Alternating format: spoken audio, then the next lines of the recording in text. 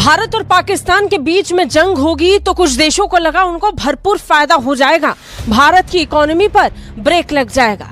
लेकिन ऐसा हुआ नहीं। भारत ने ऐसे तारे दिखाए कि सब बैठे बिठाए माथा पकड़ के रह गए कि ये क्या हो गया। और भारत अब भी अपनी इकोनॉमी की तरफ तेजी के साथ बढ़ रहा है। भारत की इकोनॉमिक ग्रोथ बता रही है कि भारत की ये तेजी बरकरार रहने वाली है। 6.1% इकोनॉमी ग्रो हुई है, ये सरकारी डेटा दिखाता है। और वेडनेसडे की रीडिंग थी, उसने ये दिखाया कि India remains one of the fastest growing emerging economies, specially with China's recovery stumbling. देखिए, भारत पाकिस्तान जंग के बावजूद भारत जबरदस्त परफॉर्म करेगा। भारत की इकोनॉमी तेजी से ग्रो करने वाली है। ये बात हम नहीं बल्कि खुद संयुक्त राष्ट्र कह रहा है। दुनिया की चौथी बड़ी मईशत जो बीजेपी सरकार है, वो दुनिया की सबसे बड़ी सियासी पार्टी और दुनिया की सबसे ज्यादा अमीर पार्टी भी कहा जाता है। इंडिया फुल टाइम टारगेट कर रहा है पाकिस्तान को इस पर कि क्यों आईएमएफ पाकिस्तान को सपोर्ट कर रहा है। आईएमएफ पाकिस्तान को सपोर्ट करना इस दहशतगर्दी। इन ऑर्गेनाइजेशंस के हाथों में इंडियन खून है। संयुक्त राष्ट्र का कहना है कि भारत दुनिया की सबसे तेजी से बढ़ती प्रमुख अर्थव्यवस्था बनी रहेगी। चीन, अमेरिका और यूरोपीय संघ तक पीछे छूट जाएंगे और भारत इन सब से आगे निकल जाएगा। ये कहां से ब्रदर, कभी तारीख ही पढ़ लो यार। अपनी नस्लों को भी बेवकूफ बनाते हो। खुद तो तुम पढ़े लिखे होगे शायद। जब तक भारत का जोग्राफिया तब्दील नहीं होगा उस वक्त तक इनके रवैये तब्दील नहीं होंगे। इंडिया को उन्होंने क्या किया, इंडिया को तो पैम्पर करके रखा वेस्ट ने। अब वो कहते हैं कि भाई ये आईए का क्या काम है। आई अमेरिका को मैसेज दे रहे हैं कि पाकिस्तान के न्यूक्लियर वेपन कंट्रोल में लेके पाकिस्तान को अपाहज कर दो। पाकिस्तान की सारी वैल्यू खत्म हो जाती है अगर पाकिस्तान का मिसाइल प्रोग्राम और न्यूक्लियर प्रोग्राम ना रहे। खत्म हो जाती वैल्यू पाकिस्तान की। इंसानियत दोस्त प्रोफेसर हाफिज मोहम्मद सईद पाकिस्तान। प्रोफेसर हाफिज मोहम्मद सईद, प्रोफेसर है हाफिज मोहम्मद सईद साहब, आपको क्या हो गया है?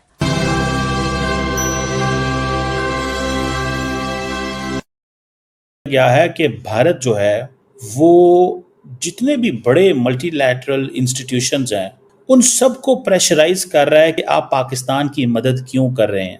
इंडिया फुल टाइम टारगेट कर रहा है पाकिस्तान को इस पर कि क्यों आईएमएफ पाकिस्तान को सपोर्ट कर रहा है। आईएमएफ का पाकिस्तान को सपोर्ट करना इस दहशतगर्दी। वो कह रहे हैं कि इंडिया ये जो है वो दहशतगर्दी है। सिंपल सी बात है, वो इस चीज को मानते ही नहीं है कि IMF can support Pakistan. Now this is a loan which Pakistan has got. वो कहते हैं नहीं, ये लोन नहीं है, आप बेसिकली सपोर्ट कर रहे हो दहशतगर्दी को। ये वो आईएमएफ को कह रहे हैं फॉरगेट पाकिस्तान। इन ऑर्गेनाइजेशंस के हाथों में इंडियन खून है। वो कह रहे हैं हमें कोई परवाह नहीं है दुनिया हमारे बारे में क्या कहती है। We do not care. वो खुल्लम खुल्ला लगे हुए हैं। वो कहते हैं जिसने जो करना कर लो यार। ये जो चीज़ है ये बड़ी बोल्ड चीज़ है कि इंडियन मीडिया यूनाइटेड नेशंस को कहे कि तुम दहशतगर्दी स्पॉन्सर कर रहे हो।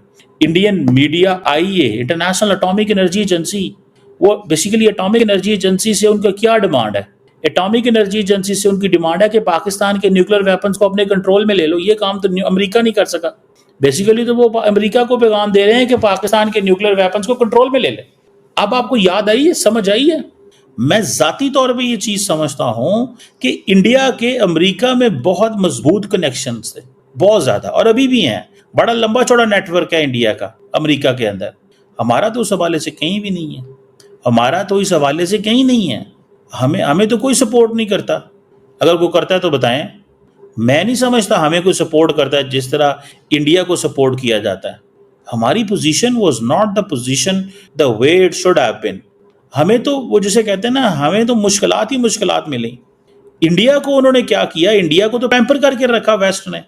अब वो कहते हैं कि भाई ये आईए का क्या काम है। आई अमेरिका को मैसेज दे रहे हैं कि पाकिस्तान के न्यूक्लियर वेपन कंट्रोल में लेके पाकिस्तान को अपाहज कर दो। पाकिस्तान की सारी वैल्यू खत्म हो जाती है अगर पाकिस्तान का मिसाइल प्रोग्राम और न्यूक्लियर प्रोग्राम ना रहे। खत्म हो जाती है वैल्यू पाकिस्तान की। पाकिस्तान वो जो डीहाइफनेशन थी वो रीहाइफनेशन हो चुकी है। अब डोनाल्ड ट्रंप जो बार बार पाक अमेरिका इंडो पाक बात करता है, इंडिया को ये बात इंतहाई मुश्किल लगती है। वो कहते हैं ये कैसे हमें इंडो पाक करता रहता है, ये कैसे हमें इंडो पाक करता रहता है। हमें डीहाइफनेट करें, हमारा पाकिस्तान से कोई लेना देना नहीं है। मोदी साहब नहीं चाहते कि ट्रंप जो है वो हमें हाइफनेट करे, वो जरा भी नहीं चाहते। उनको इस चीज की बड़ी समझ है कि यार पाकिस्तान को गेम से किस तरह बाहर रखना है। अब क्वेश्चन ये है कि हमने अपनी स्पेस वो किस तरह बनानी है। हमने अपनी स्पेस किस तरह बनानी है। हमें क्या करना है, ये है सवाल असल में। आज तो पाकिस्तान के साथ चलो 2-3 मुल्क खड़े हुए हैं, आज तो पाकिस्तान के साथ ये 2-3 मुल्क खड़े हैं, लेकिन ज़रूरी तो नहीं हमेशा ही ये मुल्क हमारे साथ खड़े रहें। ज़रूरी तो नहीं है ना कि ज़रूरी है। बाइडेन के ताल्लुकात जो थे वो इंडिया के साथ अच्छे थे। को अब ये कहना पाकिस्तान को फाइनेंस ना दो, बेसिकली तो अमेरिका को कह रहे हैं ना, समझा करें। वो पाकिस्तान का नाम उस तरह नहीं लेते, अमेरिका का नाम नहीं लेते। असल में वो अमेरिका को कह रहे हैं तुम कर क्या रहे हो और ये तुमने किया क्या है। अखबारी खबर के मुताबिक जंग के दौरान अफगानिस्तान हुकूमत के नायब वजीर दाखिला इब्राहिम सदर ने खुफिया तौर पर भारत का दौरा किया। इंडियन मीडिया ने इस दौरे को अहम करार दिया है। हसन साहब, ये बिरादर इस्लामी मुल्क के नायब वजीर दाखिला एन जंग के वक्त हमारे दुश्मन मुल्क में क्या कर रहा था? जो कुछ भी कर रहा था, झक मार रहा था, गुलांती किरदार ही अदा कर रहा होगा। और दूसरी बात ये, मुझे इस लफ्ज़ से नफरत है, बिरादर। इन्हीं की सोचों का नतीजा था कि हमने 30 लाख, अपना आप संभाला नहीं जाता। मुझे तो इस मुल्क के बड़ों की समझ नहीं आई आज तक, अपने बच्चे सांभे नहीं जानते। बिरादर, 30 लाख से जायद अफगानियों का बोझ पिछले 40 साल से उठाए फिर रहे हैं। ये किसकी बेशर्मी है, ढिठाई है, बेवकूफ़ी है, मेरी समझ से बाहर। और ये जो आपने मुझे बताया ना कि उनका नायब वज़ीर दाखिला हमारे जराइम की सज़ा है। बिरादर, आइंदा होश करें और मुहतात रहें। बिरादर बुरदर जो साबित करे वही बिरादर होता है। ये कहाँ से बिरादर, कभी तारीख ही पढ़ लो यार। अपनी नस्लों को भी बेवकूफ़ बनाते हो, खुद तो तुम पढ़े लिखे होगे शायद। मैं इनकी बात नहीं कर रहा, जो भी है एलिमेंट इस मुल्क में अपनी निसाबी किताबों में गलत पढ़ाते हैं, पता नहीं क्या क्या करते हैं। सूफिया का देखो, बात सुनो, सूफी शायर किसी का दोस्त दुश्मन नहीं, वो जो हक सच की बात करता है। खदा पीता लाए दाते बाकी अहमद शायदा, नादिर शाह कुत्ते की मौत मारा गया था अपने मुहावजों के हाथों। दिल्ली में उसने कत्लो गरत की इंतहा कर दी और उसमें कोई मुसलमान एक्सेप्शन नहीं थे, ज्यादा मरे थे। कोई शर्म हया नहीं, बात बात पे लोगों को सौदा बेचते हैं। बेसिकली इनको शायद अंदर से पता होता है कि हम बंगियां मार रहे हैं, लेकिन लोग सादा हैं, जज्बाती हैं, अनपढ़ हैं। बिरादर बिरादर केड़े बिरादर, ठुडे मार के तो बाहरों काट देंगे। और वो भी आपने इज्जत आपने खुद कमाई है। आपकी एक पहचान एट द हाईएस्ट लेवल गदागरी है, कर्जों के लिए। भारत और पाकिस्तान के बीच में आपने कुछ नोटिस किया होगा, वो था आईएमएफ से लोन। जी हाँ, पाकिस्तान ने, जब भारत और पाकिस्तान के बीच युद्ध हुआ, जो भी थोड़े दिन चला, थोड़े से भी चला, लेकिन सडनली पाकिस्तान ने आईएमएफ के पास पहुंचा उसको लोन की ज़रूरत के लिए। लेकिन भारत ने लोन के लिए चाहे किसी से भी सैन्य मदद नहीं मांगी।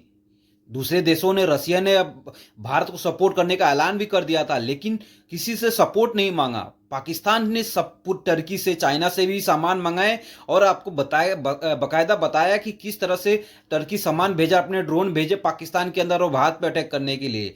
लेकिन जो सबसे बड़ा फैक्टर रहा, भारत ने किसी से भी मदद नहीं मांगी, फिर भी पाकिस्तान को नस्ता नाबूद कर दिया। और आपको बता दूं कि भारत ने ये सब कारनामा अपने इकोनॉमी की वजह से किया। और भारत की जो इकोनॉमी सोच रहे, पूरी दुनिया के लोग ये कह रहे थे कि शायद नीचे चला जाए, क्रैश हो जाए, मार्केट क्रैश हो जाए, लेकिन ऐसा नहीं हुआ। 76,000 पे भारत का सेंसेक्स था, लेकिन ये टाइम पे 82,000 के आसपास चल रहा है, 82,000 के आसपास चल रहा है। लेकिन सब लोग हैरान है कि किस तरह का ये ग्रोथ है भारत के पास। तकरीबन 8% के आसपास ग्रोथ है, भारत की इकोनॉमी ग्रोथ है। और इससे भारत अगले अगर 10-15 साल में ऐसी ग्रोथ करता रहा तो चाइना के भी मुकाबला किया जा सकता है।